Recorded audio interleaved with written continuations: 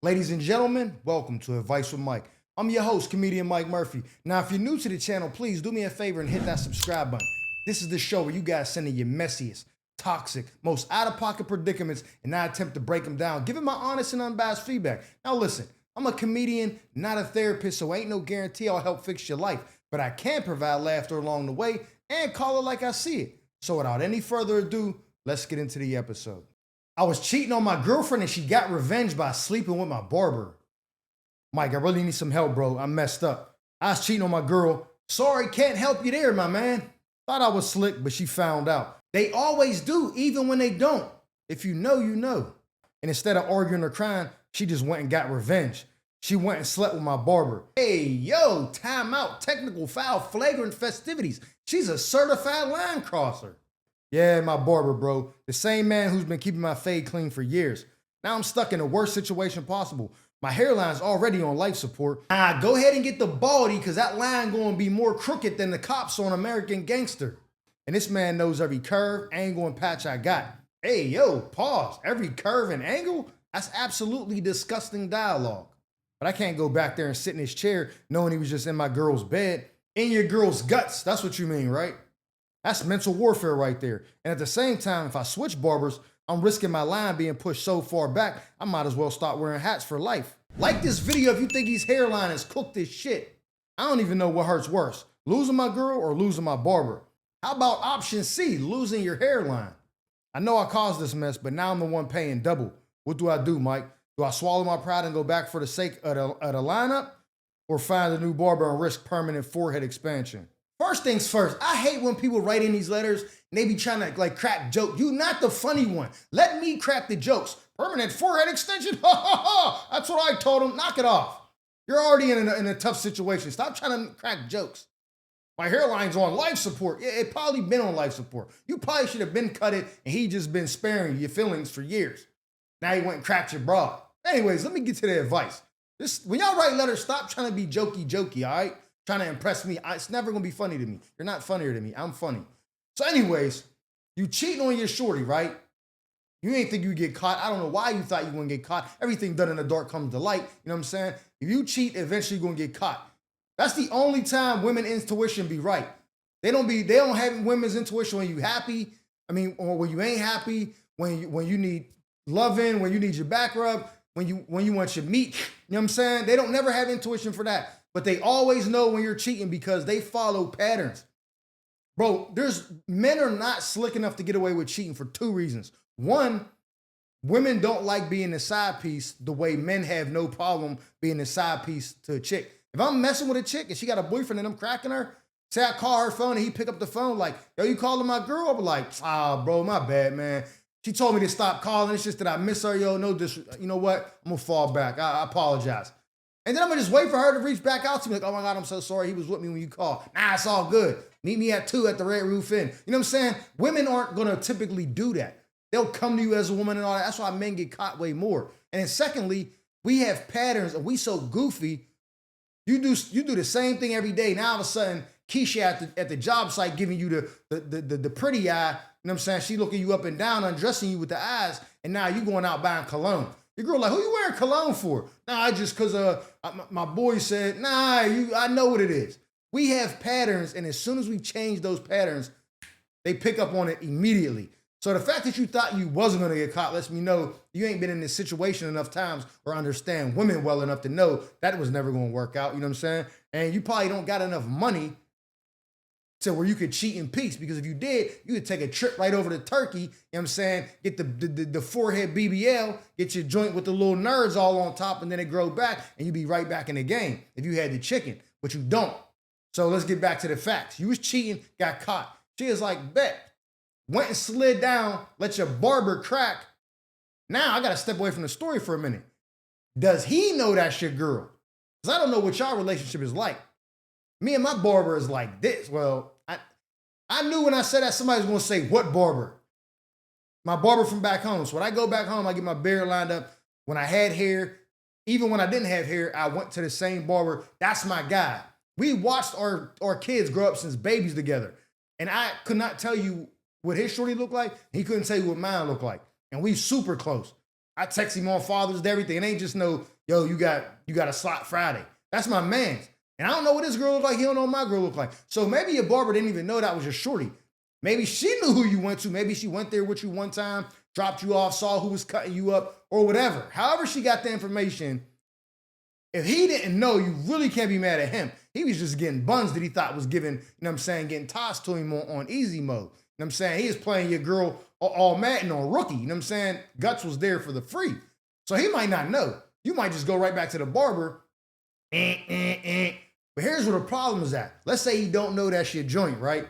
You going for the lineup, and he like, touching you up, you know, real delicate because your joint already cursed.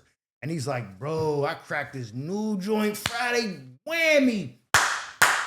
Man, she gargled my, you out of there, son. It's over for you. You know what I'm saying?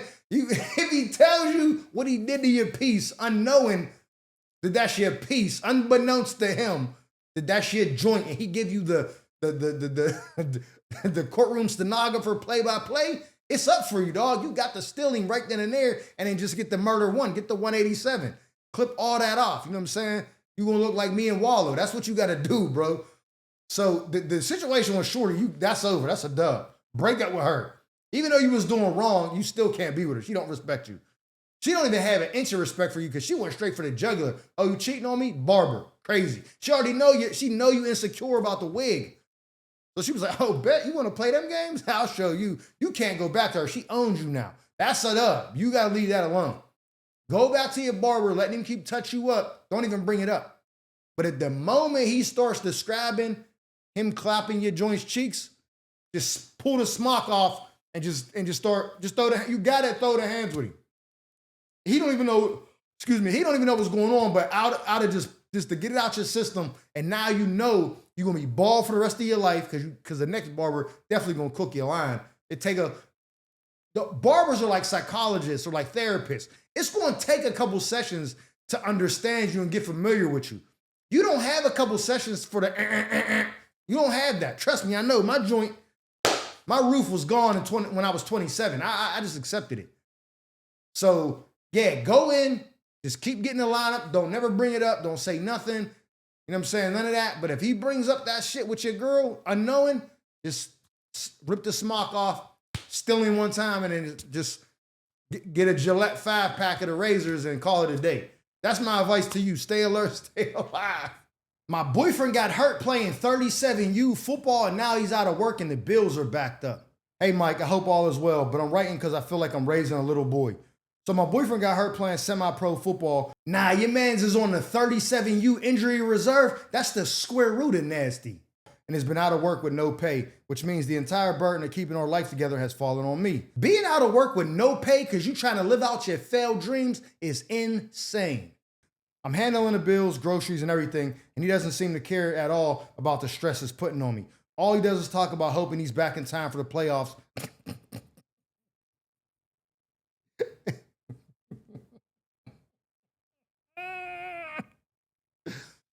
Because his team needs him.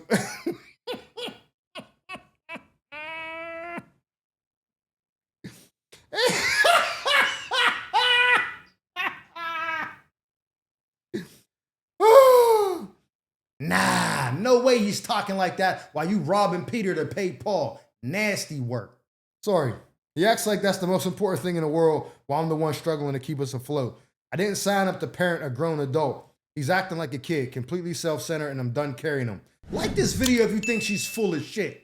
I'm seriously considering telling him to move back to his mom's if he can't step up and take responsibility for his own life. I swear to God.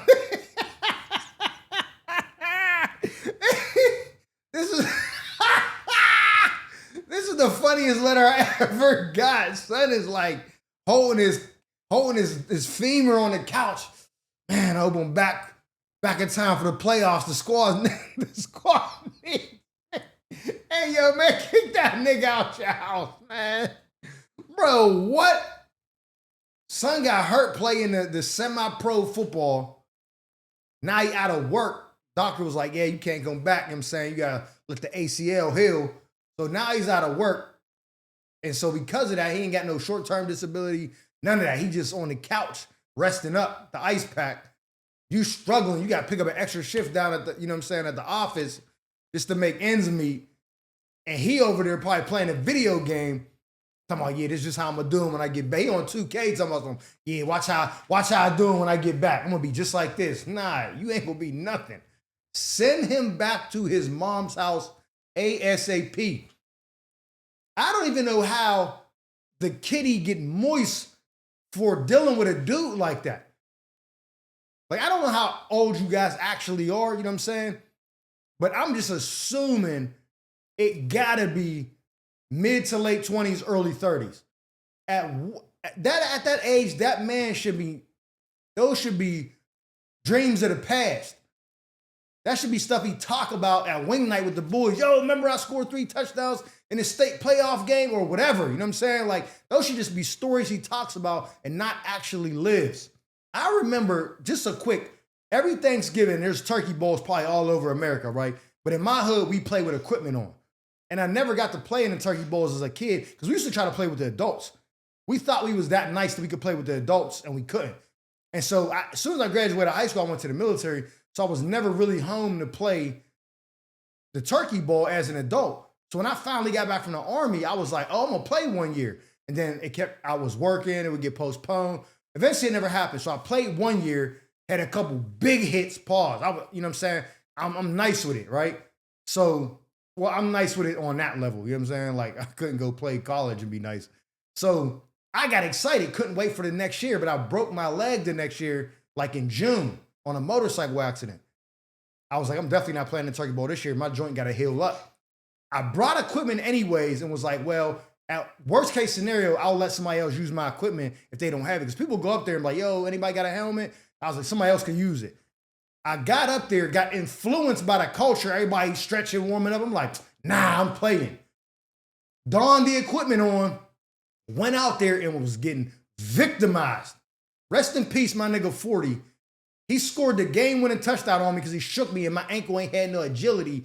The tendons wasn't strong enough, and I just collapsed. And he just pointed down at me as he crossed the goal line, and I was just like, I was humiliated. I got ran over by 2 dudes. Pause. That was crazy. I got trucked by 2 dudes trying to make a tackle because I ain't had no strength in the foundation. So I already know I had no business out there. And at that time, I was like 28. I was young. You know what I'm saying? And I still shouldn't have been out there. So I don't know how old homie is, but he's out there. He gonna be having Epsom salt baths the next day, ice packs all over the crib while you working a regular job. Man, kick that dude out your house. I don't even know how you're being turned on by someone who's that gung-ho about that. Now, I ain't saying, you don't. Now, if he's like 21, maybe he still think he got a shot. I get that, cool. But I doubt he's 21. Y'all live together, y'all paying bills. I'm willing to bet he's 30-something. I'm willing to bet he's 30-something, and he's still talking about these shattered dreams that never came to fruition. Kick him out the house. Nah, you know what? I ain't gonna say that. You probably love him, everything's good. Have a conversation with him, but you have to have this stern face. You have to be like this. Hey, can we talk for a minute? Yeah, what's up, babe? He's patting the football like Ricky was doing on Boys in the Hood. Sit down, no, put that down, because we're not doing that. You know what I'm saying? Oh, okay, what's wrong? Set it down. Listen to me and listen to me close. That's going to change the look on his face. Okay, what's going on? When you heal up from this injury, yeah. The squad, no. Don't mention football. If I hear you mention football, you were going back to your mother's house. I can clearly do this on my own because I'm doing it right now, and I have 2 people to worry about. It will be much more affordable without you. When you get back healthy, if you even think about picking up a football equipment and going back and playing, if I see you playing 2K getting too excited, I'm kicking your ass out the house. Do you understand me? You will not live under this roof and be playing pickup football with equipment on, getting hurt. Do we have an understanding? And based on how he responds to you, let you know what you need to do. If he's like, all right, babe, I'm my bad, give me a kiss, then cool. But if he's like, yo, you trying to, nah, just kick him out now. Let him go heal at his Razor's house. That's my advice to you. Stay alert, stay alive. My baby mom's husband is overstepping boundaries and crossing the line, and I got a problem with it. Mike, I want your opinion on something because I feel like I'm being pushed aside when it comes to my own son. I had him young, and I'll be real. I wasn't ready to be a dad back then. Okay, well, you should have used the condom, goofball. I made some mistakes and I wasn't around like I should have been. Nah, deadbeat dads disgust me. Do better, my man. His mom moved on and got married when my son was 2, and her husband's been in his life ever since. That's probably the best thing that could have happened for him. I'm gonna keep it a buck with you. Now my son's a junior in high school and he's really doing his thing, getting football scholarship offers, talking to coaches, even visiting some colleges. And all that should be a proud moment for me. Yeah, but you was out of the picture more than Will Smith's dad on The Fresh Prince. Get off my back! You think I wanted this? It just happened. But instead, it's his stepdad who's taking him to these visits, meeting these coaches, and acting like he's running the show. Well, that's because he is. It's starting to bother me because I feel like those are supposed to be father and son moments. I'm his dad. Yeah, only by blood. The one who should be there to guide him through these important steps, give him advice, and help him make the right choices. Like this video if you think he's full of shit. But this other man keeps inserting himself into everything like he's the one calling the shots. That other man raised your son when you didn't. And the way he moves, it almost feels like he's doing it to make himself look good, not because it's really about my son. I'm trying to be respectful, but it's hard watching another man fill a role that's supposed to be mine. Stay alert, stay alive. I want to step up and be there for my boy now, but I also don't want to come off like I'm trying to start drama or take away from what they've built. How do I tell this man to fall back and let me finally be a father without it turning into a mess? All right, so you and Shorty had a seed. You ain't really ready to be a dad. You young. You running the streets, ripping and running. You a deadbeat. You know what I'm saying? So you ain't there. Your son is 2. At some point, she done met homie cuz. They got married. Now I'm assuming your son is 16, 17. So for the last 14, 15 years, his stepfather has been raising him, providing for him, putting a roof over his head, food in his mouth, clothes on his back, guiding him, teaching him all the things. He's good at football. Stepfather probably taught him that. Or put him in a program that was good enough to teach him how to be a good football player, because now he's getting scholarships and stuff. Now, in the letter, it doesn't say when you came back into the picture, but if you've been gone all this time and now you see his son is doing well and you're trying to step in and be like, oh, I'll take him to the school, I hope you get pushed in front of a pack of bicyclists. Bro, that word was hard as hell to say. Bicyclists on a race. Like 40, 50, 10 speeds, somebody just ram you into them joints and they just willy in and rolling over you, know what I'm saying? And you got white tee on and there's like mad tire marks on your chest, your face, and your tee, and you get smushed down like a Looney Tune commercial where you flat. You look like Eileen's cousin in Don't Be a Menace while drinking your juice in South Central, whatever that movie was called. You know what I'm talking about, where he was smushed. I hope that's what you look like if that's the case. Now, if that's not the case, if you came back when he was like 8, 9, whatever the case may be, then you may have an argument depending on what your role was in his life going forward from that point. Now, what it seems like to me, because there's a lot of information missing, or maybe it's not missing. Maybe you just came back now and you think, nah, let me step in. Son about to go pro. I need that house. I need that life. Yeah, my son about to be the LeBron James of football. Let me get a piece of that. So if that's the case, I don't have no love for you. Really, you like a real piece of shit for real. You know what I'm saying? So I'm hoping that's not the case. So I'll give you advice on both. If you've been there for a while and now this is happening, the only thing that should concern anybody is, what does the son want? Does he want step pops to take him on these visits? Or is he telling his mom like, nah, you know what I'm saying? Mr. Carl, cool, but could dad take me? Then if that's the case, cool. Now, it might hurt the stepdad because he's been there the whole time. I get it, you know what I'm saying? I was with a girl. I raised her son from when he was young. He didn't really have a real relationship with his dad, so I was never in that situation. But had I done all that, and then his big day come or something, and he like, yo, Mike, just fall back, Pops is going, then I'd be like, oh, that's crazy. You know what I'm saying? I would feel away. So that dad might feel away, you know what I'm saying? But whatever the son wants is what's most important at the end of the day. Now, as the mother, what I would do in that case, and this is all granted that you've been there kind of since he was like, 6 or 7, 8, whatever. Like you ain't just pop in. Now, as the mother, I would have to sit down with my son and say, listen, you're really breaking your stepfather's heart by doing this. He raised you, he did everything, yada, yada, yada. Your dad wasn't really around. He didn't really have a say. He didn't provide nothing for you. He never bought you any cleats, no mouthpieces, no football equipment, nothing. It been him. And so now when it's time to go meet these coaches in these schools, you want to push him to the side for the dude who wasn't there. That's honestly on the mom to sit her son down and let him know that he's bugging out. Because if the stepdad does it, it seems like he has a motive for why he wants to do it. Like it's his feelings that are involved. If the real dad wants to do it, which is you, same thing. It feels like you have a motive. But the mom has no motive because it's not her either way. So she needs to make the level-headed decision and tell the son what's what. Now, if he's saying he don't want you there at all, he want stepdad to go, you're burnt. And that should be a reminder of your failure as a father growing up. Because no man should be raising your child to the point where when it's time to do the visits, you're not even considered first. Now, yeah, granted, you and Shorty might break up, she move on and get married, he got a stepdad there. But if you was active and doing your job so much in his life, the stepdad wouldn't even be thinking about going to the visits because guess what? It'd have been you taking him to practice, you being at the games, you celebrating after big wins or whatever the case may be, but it wasn't. It was them. So now it's time to make this big decision. You're not being included. That's your fault. So that's my advice to you is to find out what your son wants. Now, the second part of the advice, if you're just popping in now, junior year, see getting big touchdowns, interceptions, whatever the case may be, and you're like, oh, yeah, I got to beat it. The f was that? Anyways, something fell. And now, if that's the case, don't ever write me again, you piece of shit. But that's my advice to you. Stay alert, stay alive. Ladies and gentlemen, that concludes this episode of Advice from Mike. I'm your host, comedian Mike Murphy. I hope you guys enjoyed me as much as I enjoyed you. And if so, do me a favor and hit that subscribe button.